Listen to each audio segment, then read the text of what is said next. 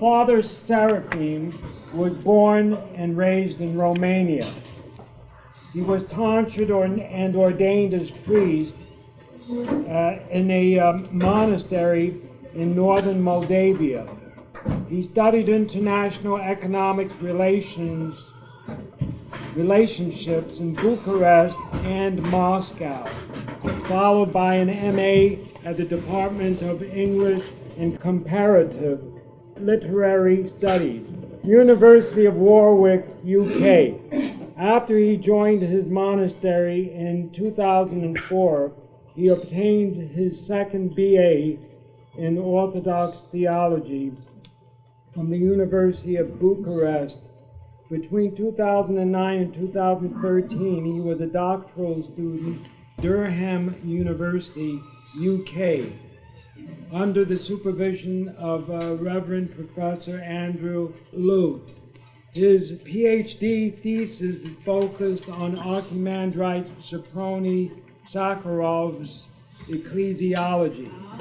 After the completion of his PhD, Father Seraphim was awarded a 3-year postdoctoral research position at the University of Oxford, due to begin this January 2015. For the last few years, Father Seraphim has worked to establish a monastery on the Isle of Mull, Hebrides, in Scotland.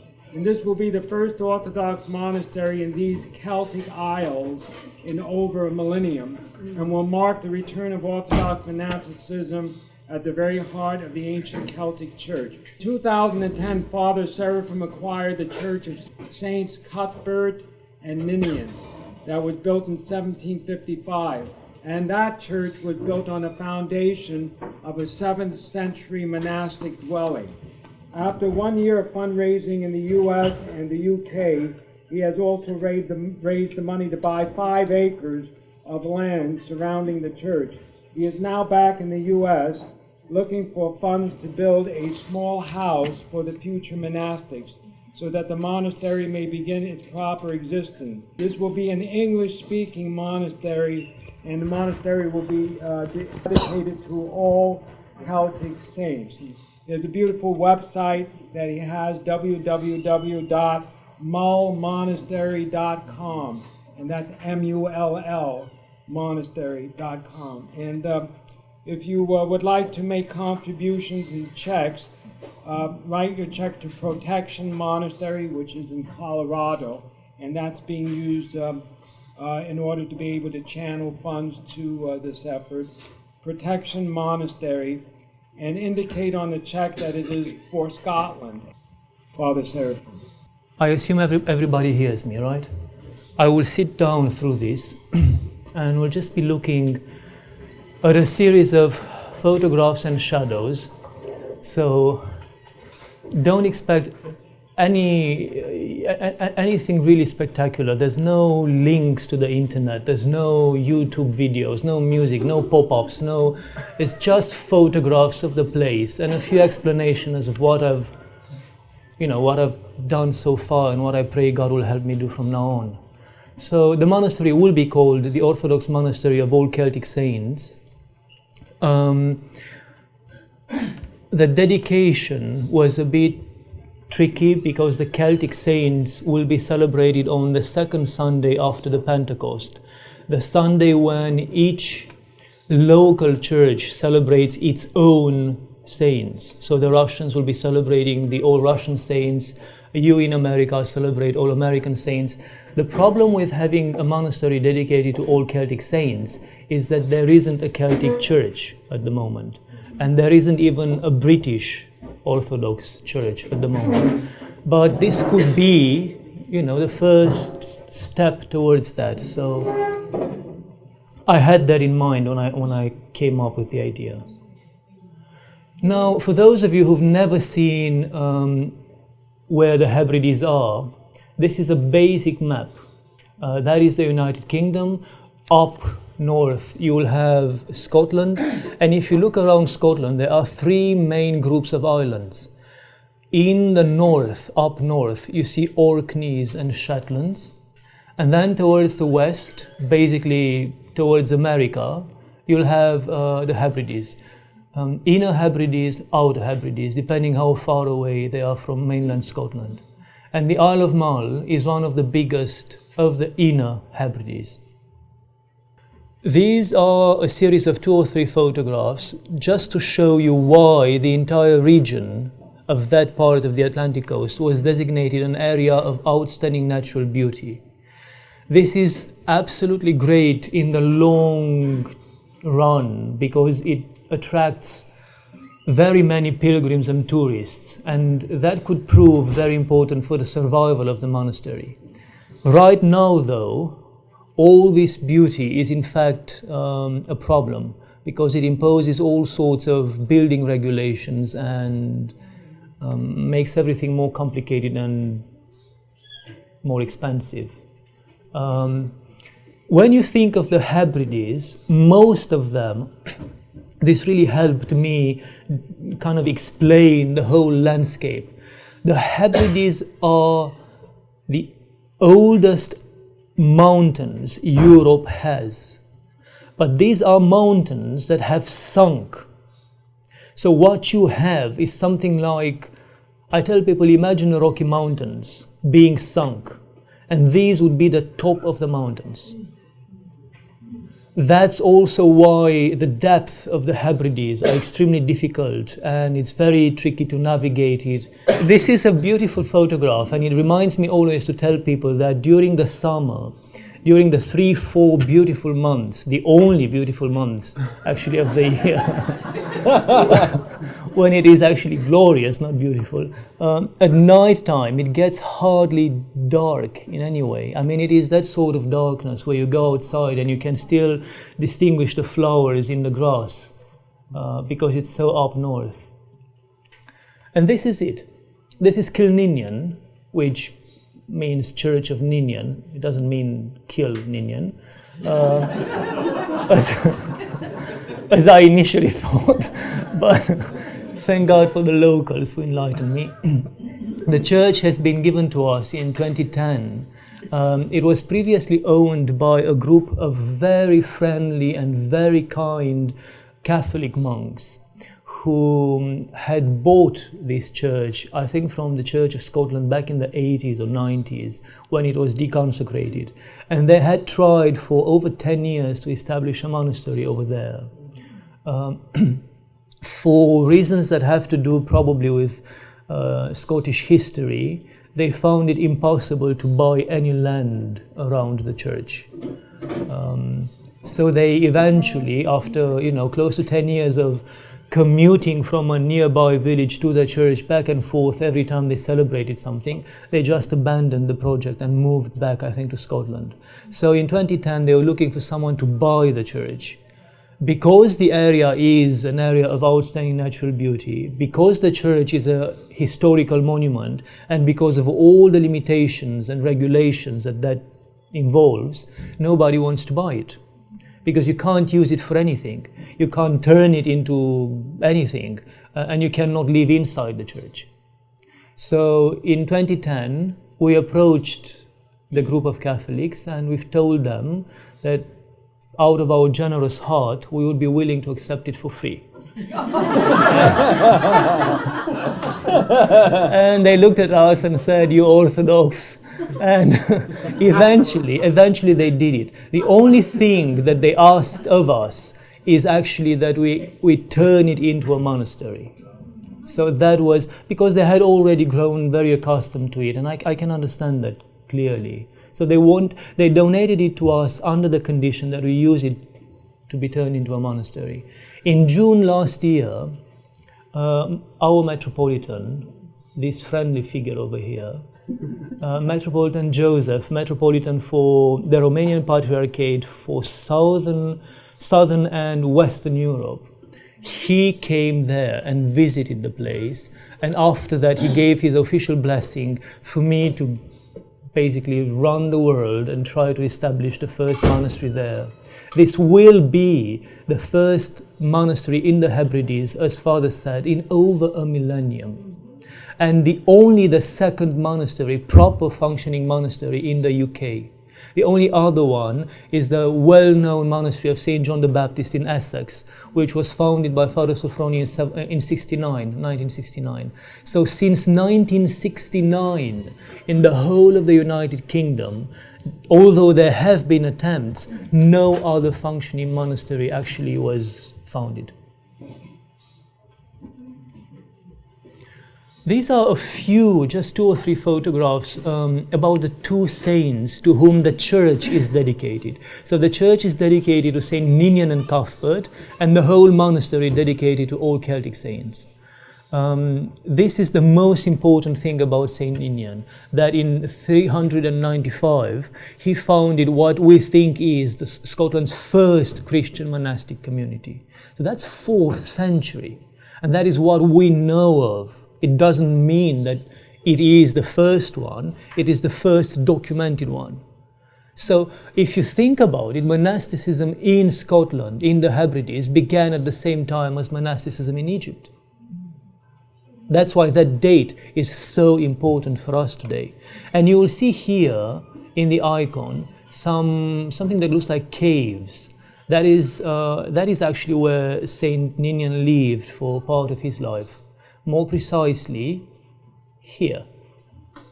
So that was his monastery. Now, if I try to do that today, I tell people when they ask me, why don't you do the same? Well, because the second day health and safety would drag me out and probably institutionalize me somewhere. The reality is that today, caves and the desert and the mountains, they all belong to someone. It's no longer God's land. Everything belongs to someone, and you need permission to actually be there and live in those caves. This is a close-up of the place. From what I understand, the Catholic Church goes there once a year and celebrates a Mass. God willing, once our monastery will be started, we will be doing the same, and if we can, we would like to do it more than once a year. And this is St. Cuthbert, by far the most beloved and well-known and respected English saint. And this was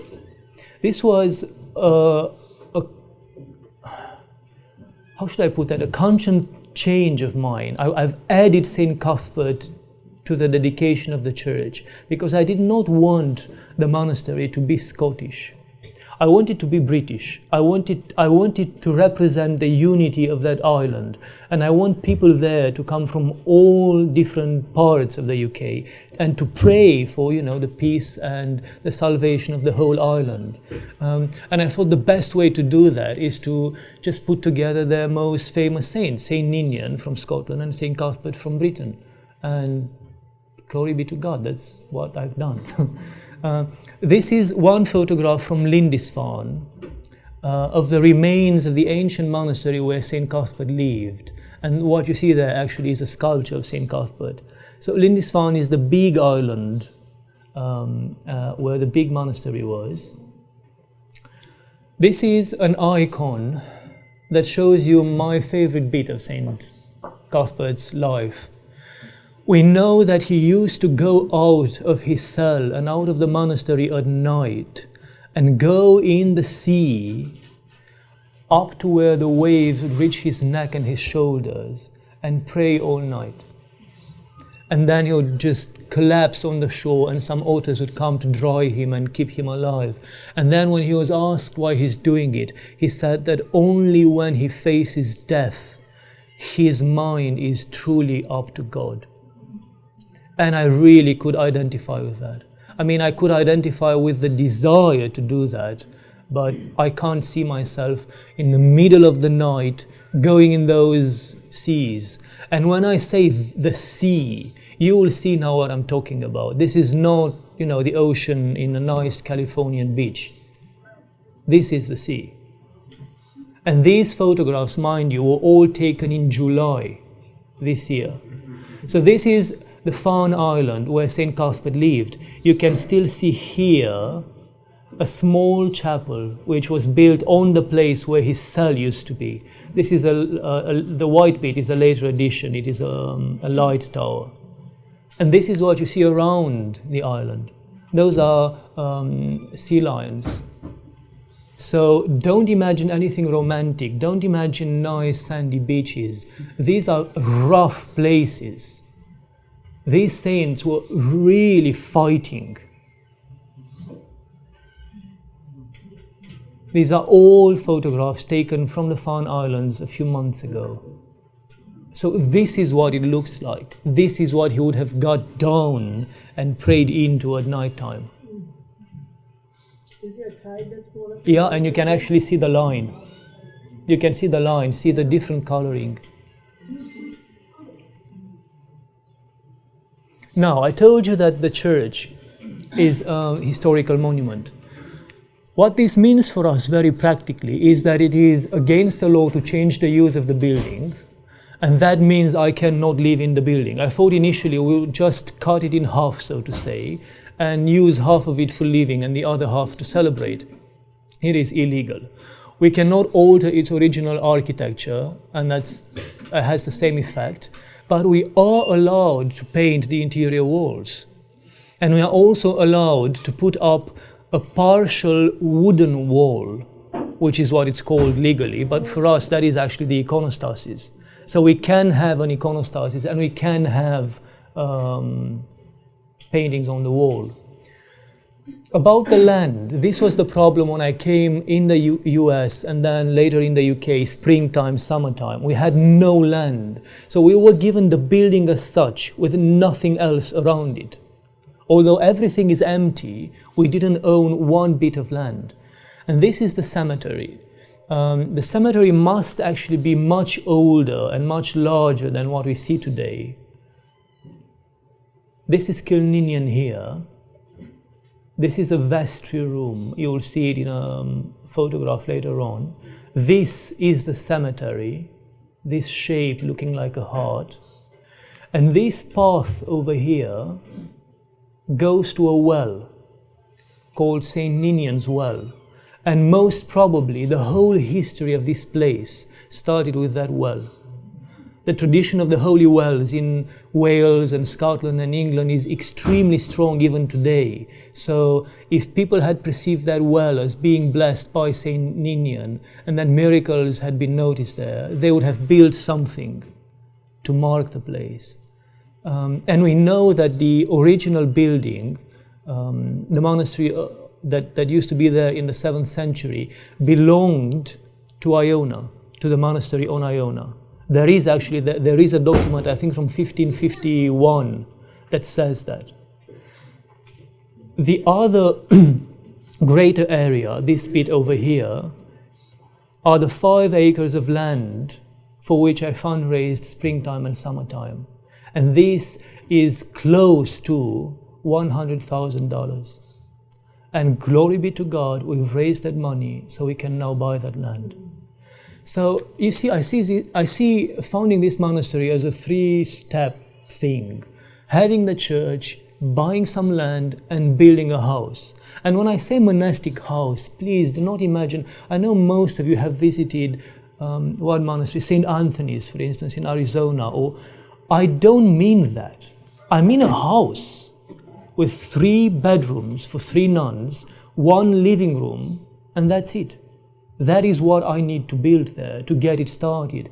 If in 10 years' time, God willing, more people will come, then we'll talk about it then. But all I want in the beginning is the tiniest building so we can get this started. We want a bathroom and a kitchen too. Those are vital. Actually, yes, the bathroom and the kitchen are vital because the English law says that if there is no toilet on the property, one cannot live there. So they'll kick me out. The position of the house will be over here.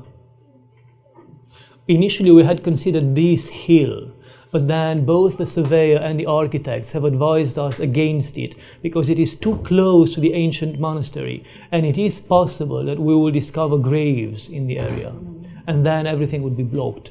So we chose this plot further away, and it's much safer for us. By the way, this here is the ocean. So there's nothing in front of the property. nothing will ever be built unless they start building in the ocean, which I would not be surprised by any.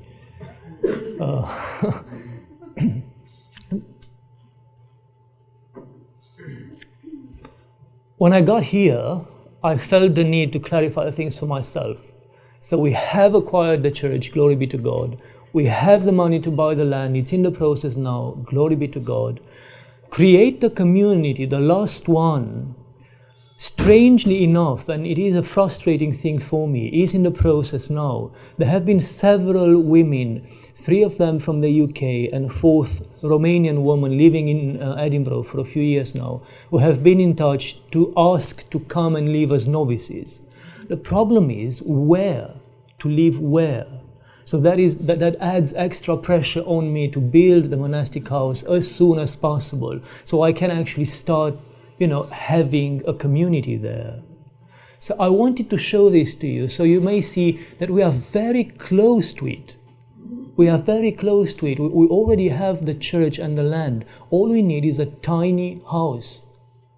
Until then, we have the vestry room, which is, you remember, that tiny bit behind the church.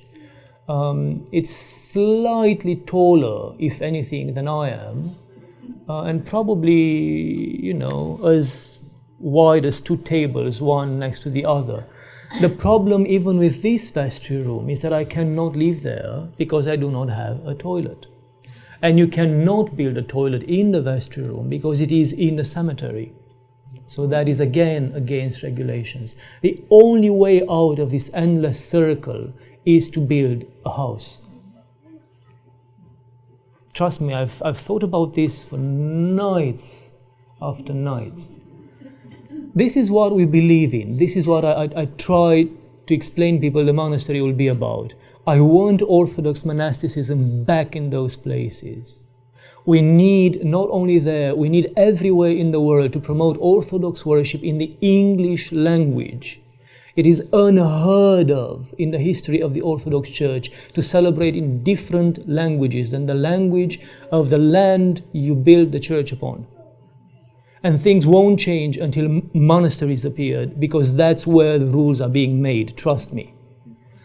It will also help us, the Orthodox in the English-speaking world, to organize and support pilgrimages there, and also on the Isle of Iona.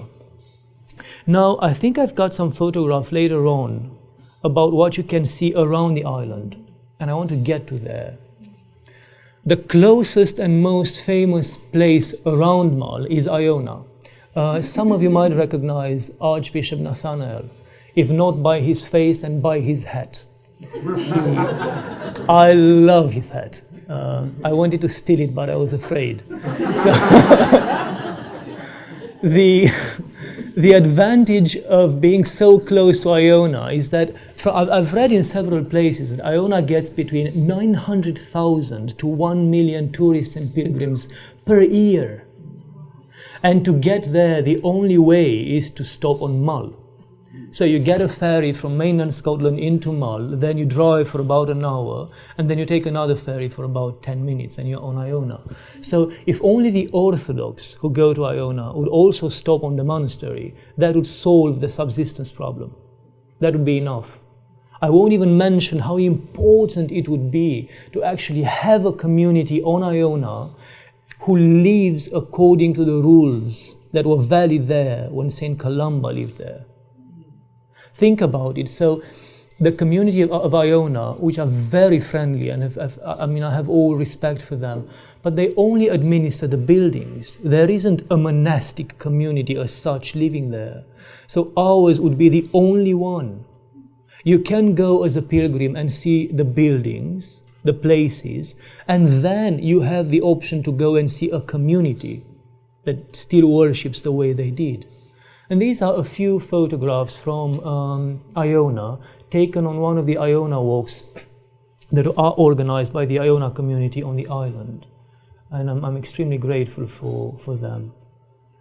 This is the famous St. Columba's Bay, the place where St. Columba landed.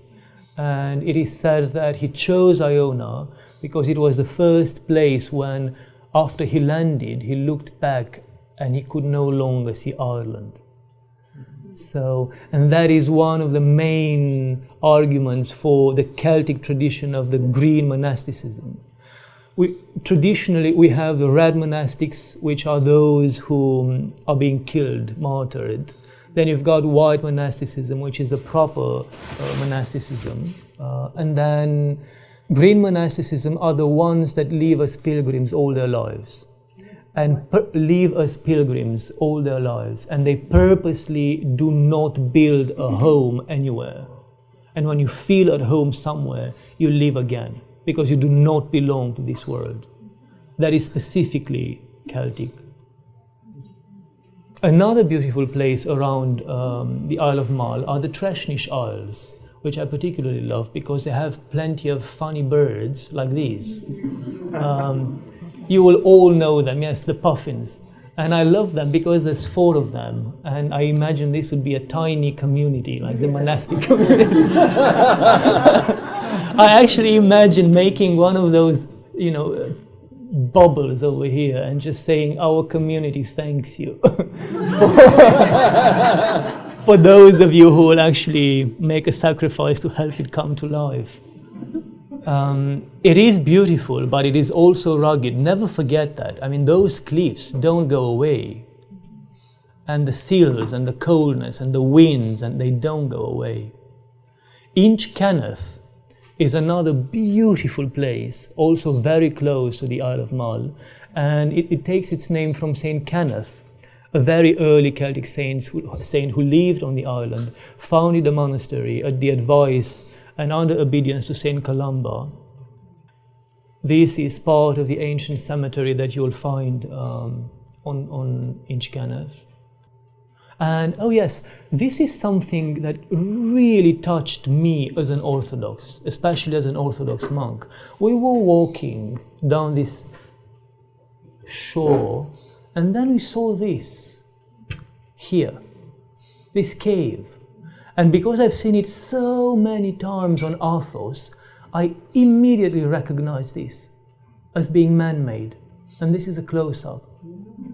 And then we were told by our guide, when we got back to that lovely boat you've seen in the previous photograph, that these are indeed ancient hermit caves, where hermits used to live. So they had the monastery, they lived as a community, but they also kept the tradition of the hermits. And this is exactly what you can see now when you walk, through the mountain on Athos. And this is the view from the cave. He had a wonderful view, didn't he? I mean, of course, when the sea is fine, otherwise. And this is the typical Celtic crosses, which you will find everywhere. Stone crosses. I understand there used to be over 360 of them on Iona alone, and only one stands today. Only one. Well, the Reformation came, so they were no longer welcome, and they were thrown in the ocean. The UK. Now, these are the 2 main supporters of Orthodoxy in the Hebrides, and I use them because people know them, they love them, they respect them. They don't know me, they don't love me, they don't respect me. But for their respect, trust that this is God blessed. This is Father Andrew, and I will start with him because although Metropolitan Callistus is more famous, I love Father Andrew more. Just because he's been so kind and generous to me, and we celebrated together for over 4 years now. He was my supervisor in Durham, and everybody knows Metropolitan Callistus. Actually, Metropolitan Callistus and a charity called the Orthodox Friends of Iona have tried to found a skit or a monastery on Iona for years now. And I've had a conversation with Metropolitan Callistus, and he blessed Mull. This is him coming to visit the monastery, and he blessed the place, and he said, I am aware it is too late now for something on Iona, but it can happen on Mull. And that was very touching and special to me. And this is him after we celebrated the canon of Saint Columba in the chapel and resting next to the church. oh, this is the beautiful, beautiful monastery, protection monastery in Lake George, Colorado. And if you haven't been there, please go. It is really beautiful. It is on top of a mountain. It is far away from any source of noise or anything. And the reason I'm showing you this is to justify why those checks of yours are to be written to Protection Monastery. Mother Cassiana, the abbess there, had this brilliant, very practical idea of us becoming sister monasteries. Because she said it is very important I am able to say the red thing. All donors will receive a US tax receipt. And everywhere I've been, people have said that she was right. So now I'm going to talk for 2 hours until this image gets imprinted on your minds. And without knowing it, you will go home and just write check after check after check. Look, before I thank you for going through this ordeal of having to listen from 28 minutes to me, I want to just honestly think about it. This is an English-speaking monastery in the Hebrides. It is highly improbable any of the big money from any of the ethnic churches will support us. I wouldn't say impossible, but it is highly improbable because unfortunately most of that support is given for cultural, ethnic, national reasons rather than spiritual. So the only hope that this monastery will actually become a reality is that people like you and mad people like myself actually make an effort. And by effort, I really mean an effort. Please make an effort. If you had, if you had planned to renew your fridge this year, do it next year. You will not die using the same fridge for 1 extra year of your life. And make a donation to this place. You will not die if you don't buy a new iron. Or if you make a sacrifice. Make it so you feel it is a sacrifice. Make it so you remember you're actually part of this place. Because otherwise, this beard will get much longer, much whiter, and I will still be traveling fundraising. And it would be a pity, not of me. Because, if that's what God wants of me, that's what I'll be doing. I'm absolutely fine. But it would be a pity not to get it started. Not to have this place that's blessing. How many of your ancestors are coming from those places? I mean, I think I was telling some of you that, my own family was not very religious. I mean, my grandparents, I haven't seen them going to church. I haven't seen my parents go to church until a few years ago after I went to the monastery, and so on and so forth down the line.